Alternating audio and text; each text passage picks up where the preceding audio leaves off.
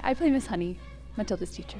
I think she's super cool. She has a lot of range, so it's fun. She gets to do really silly things, super serious things, but I think the thing I love the most about her is she has a quiet strength, and she just like defends these kids with all she's got. So she's just very sweet, but also very strong. What do you want, Miss Chutney? Oh yes, well it's Miss Honey, and as you know, Matilda's in the bottom class, and children in the bottom class aren't really expected to read, and Oh, stop a reading then. I know we've tried. Come on, I'm in the zone, doll. I can feel it in my hips. Do not waste it. I'm not in favor of girls getting all clever pants, Miss Hussey. Girls should be thinking about makeup and hair dye. Looks are more important than books. I mean, look at you. And look at me. You chose books. I chose looks. Oh, I beg your pardon. Oh, I'm on fire here. Please, mate. Oh, but Matilda can calculate complicated figures in her head in an instant. Calculate this. Fantastico! Her mind is incredible with a little help. Ooh, I really like storytelling. I think that's something that has such a unifying aspect to it, and so being able to step into somebody else's shoes helps me learn about different perspectives and things, but also sharing things with other people. I mean, Matilda says that she says if you're little you could do a lot, and I'm super not little anymore, but I sometimes feel small, and so I think realizing that there are no limits to like your dreams, you can really do, like shoot for the stars and you can get there. So. Knock on the door, Jenny. Just knock on the door. Don't be pathetic. Knock on the door, Jenny. There's nothing to fear. You're being pathetic. It's just a door. You've seen one before. Just knock on the door.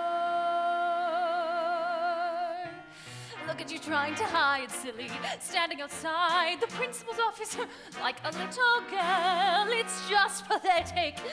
Oh. Look at you hesitating, hands shaking. You should be embarrassed. You're not a little girl. It's just pathetic. Knock on the door, Jenny. What are you waiting for? Just knock on the door. Perhaps I will wait. She's probably having a meeting or something and won't want to be interrupted. If anything, caution in these situations is sensible. One should avoid confrontation when possible. I'll come back later then. By this little girl,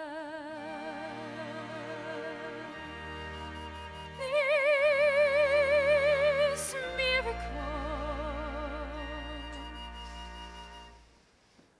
Knock on the door, Jenny. Just knock on the door. Don't be pathetic. Oh, I love them all. They're so good. Like seriously, it's been a dream. Like dream team for the show Dreamcast. On this pillow, I can dream my nights away. And this table, as you can see, well, it's perfect for tea. I've done a lot of plays. I've never been the lead character before, so it's a pretty big step up. It's very fun. It's been so much fun working with everyone. Yeah. I think it's really cool because I've been in another play, but I was just like the background kids, and it was all teenagers, and so just being like able to just talk to everybody and everybody like knowing who I am is, I think, is really cool. Jack and Jill went up the hill to fetch a pail of water. So they say the subsequent fool was inevitable. They never stood a chance, they were written that way. Innocent victims of their story. Like Romeo and Juliet, 'twas written in the stars before they even met. That love and fate and a touch of stupidity would rob them of the hope of living happily. The endings are often a little bit gory. I wonder why they didn't just change their story. We're told we have to do it, we're told, but surely sometimes you have to be a little bit naughty. Just because you find that life's not perfect doesn't mean that you just have to grin and bear it. If you always take it on the chin and wear it, little you can do, I'll to you. Less than that little thing like that'll stop you. If you sit around and that and get on top of you, might as well be saying you think that it's okay, and that's not right. And if it's not right, you have to put it right.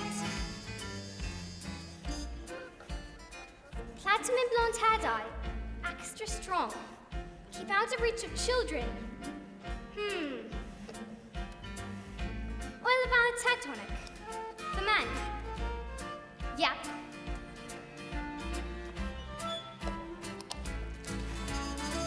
In the slip of a foot, there's a tiny revolt. The seed of a war in the creak of a floorboard. Storm can begin. The flap of a wing. The tiniest mite packs the mightiest sting every day. Starts with the tick of a all escapes. Starts the click of a lock. You're stuck in your story. Wanna get out? You don't have to cry. You don't have to shout. Cause if you that's all you can do, I'll not you. Must let little thing like it'll stop you. If you sit around and let them get on top, you won't change a thing. Just because you find that life's not perfect doesn't mean that you just have to grin and bear it. If you always take it on the chin and wear it, you might as well be saying you think that it's okay, and that's not right. And if it's not right, you have to put it right. But nobody else is gonna put it right for me. Nobody but me is gonna change my story. Sometimes you have to be a little bit naughty. I love that if she sees things that's like not right, she won't just like hide it and be like, oh, it's fine, like they can do it. She'll be like, that's not right, you can't do that, you just can't, that's not right. Well, what's cool is she usually just kind of tries to hide her feelings. At the end, she sings a cool song. Everyone knows it, about kind of letting loose and stuff. And I think that's a really fun character moment. On you. Have you ever wondered, will I have about how when I say red? For example, there's no way of knowing if red means the same thing in your head as red means in my head when someone says red. And how if we are traveling at almost the speed of light and we're holding a light, the light would still travel away from us at the full speed of light, which seems right in a way. And I'm trying to say, I'm not sure, but I wonder if inside my head I'm not just a bit different from some of my friends. These answers that come into my mind are written. These stories are about to me fully written. When everyone shouts like they seem to like shouting, the noise in my head is incredibly loud. And I just wish they'd stop. My dad and my mom and the telly, its stories would stop for just once. And I'm sorry, I'm not quite explaining it right. The noise becomes anger and the anger is light. And it's burning inside me would usually fade, but it isn't today. And the heat and the shouting, and my heart is pounding, and my eyes are burning, and suddenly everything is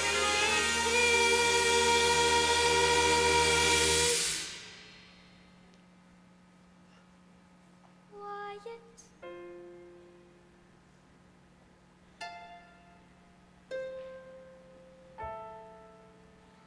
Like silence, but not really silence.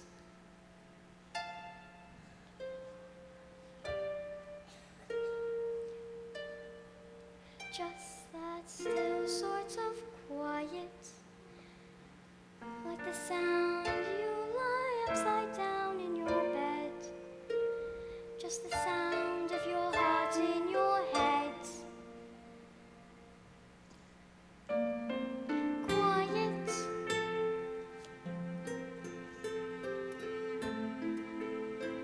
like silence, but not really silence.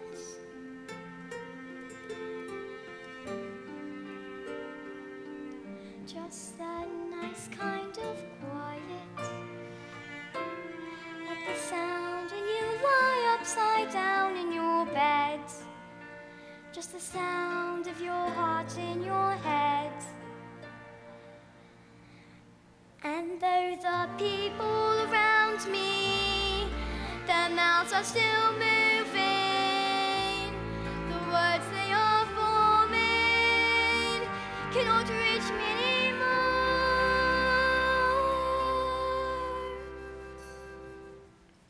And it is quiet, and I am warm, like I said.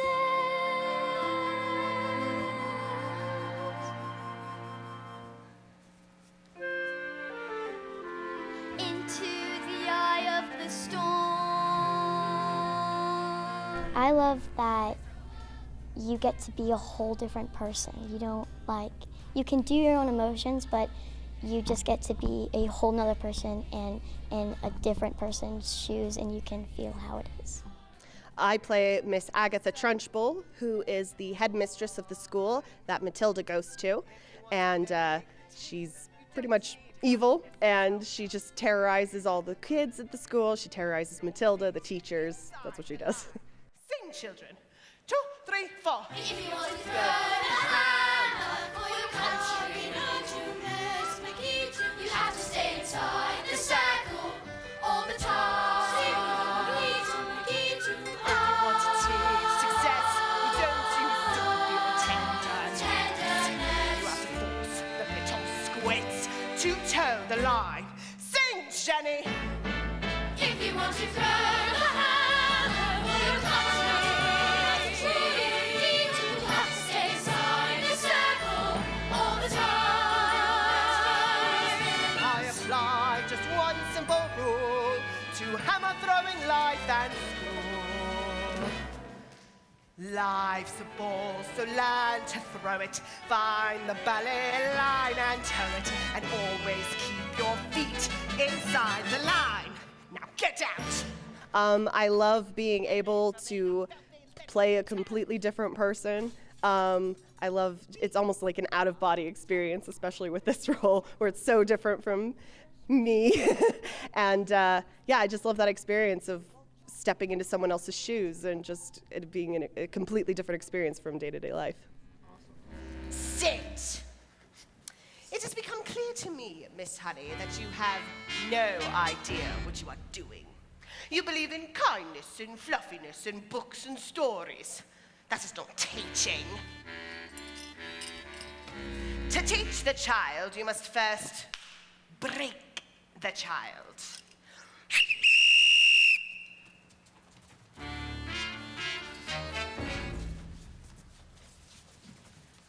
Quiet, you maggot! But no one was speaking, Miss Trunchbull. Miss Honey, please understand that when I say quiet, you maggot, you are entirely included in that statement. I mean, the script is really, really good, and so it gives opportunities for both.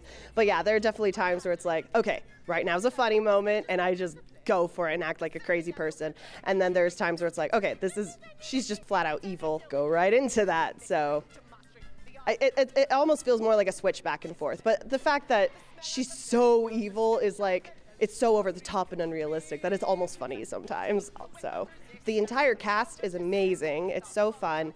There's just so many, there's awesome effects, and everything's just come together to create this really big, cohesive, awesome package, right? So, yeah, it's been a blast.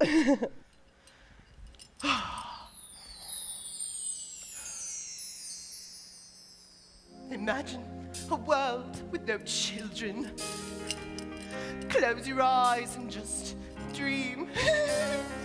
Imagine, come on, try it, the peace and the quiet, a babbling stream. Now imagine a woods with a cottage, and inside that cottage we find a dwarf called Zeke, a carnival freak who can fold paper hats with his mind. And he says, don't let them steal your horses. No! Don't let them take them away. If you find your way through, they'll be waiting for you, singing, nay! She's mad. just like I said, that stinking maggot reared his head. Even the squiddiest, pettiest mess can harbor seeds of stinkiness. Have you ever seen anything more repellent? Have you ever smelled anything worse than that smell of rebellion? The stench of their vote, the reek of insubordination, the whip of resistance, the pong of dissent. And I will not stop till you are squashed, till this rebellion is quashed, till glorious sweaty discipline has washed the sickening stench.